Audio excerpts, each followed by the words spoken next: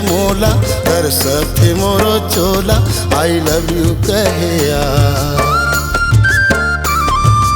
ए बही थकले मोर जीवा करिया। ए बही थकले मोर जीवा करिया।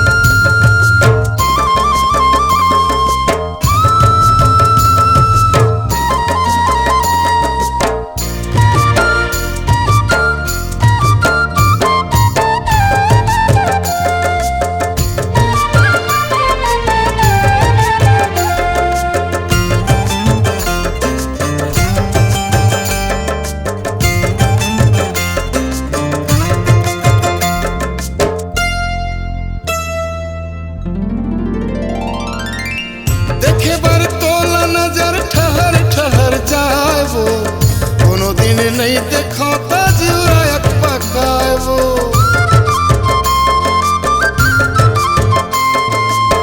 तोरो पर मबैया मोरो जीव परान है। आठों पहर 24 घंटा तोर चिबर ध्यान है। तोरो पर मबैया मोरो जीव परान है। आठों पहर 24 घंटा तोर चिबर चोला ए मोर चांदी के गोला माया बोली बोलिया।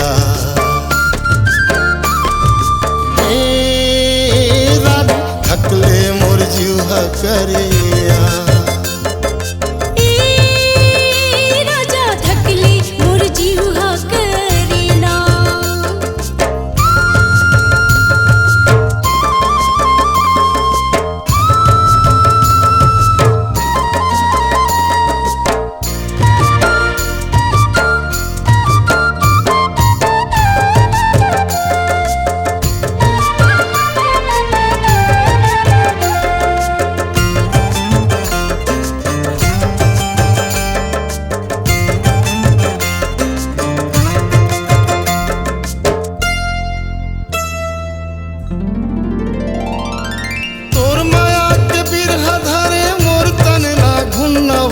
मोर जिंदगी तोर बिना लागे सुना सुना वो।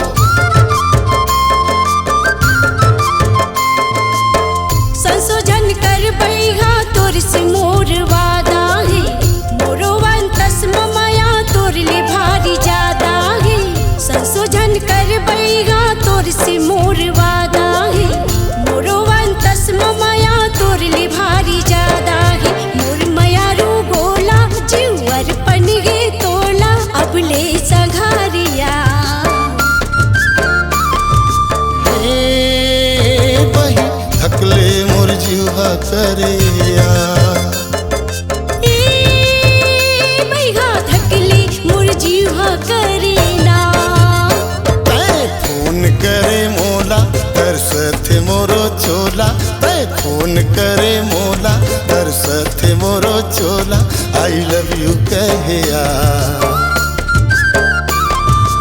ए बही थकले मोर जीवा करिया।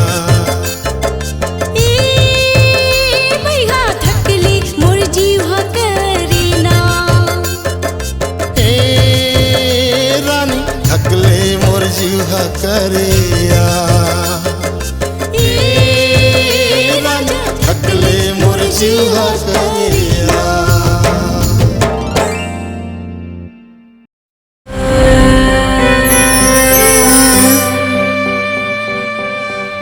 जय जोहार।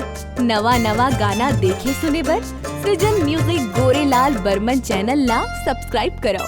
बेल आइकन क्लिक करो। धन्यवाद।